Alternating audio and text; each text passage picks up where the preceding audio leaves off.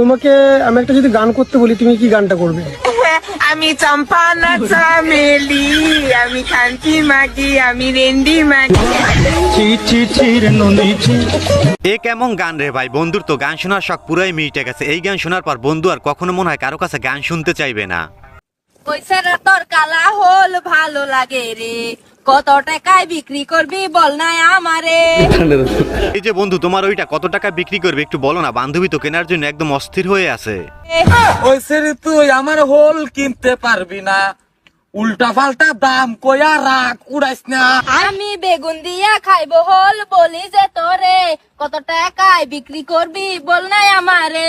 বাইগান বেগুন দিয়া হোল তোমার খাউন লাগতো না, তুমি বেগুন ঘরের ভিতরে হুইতা হগা।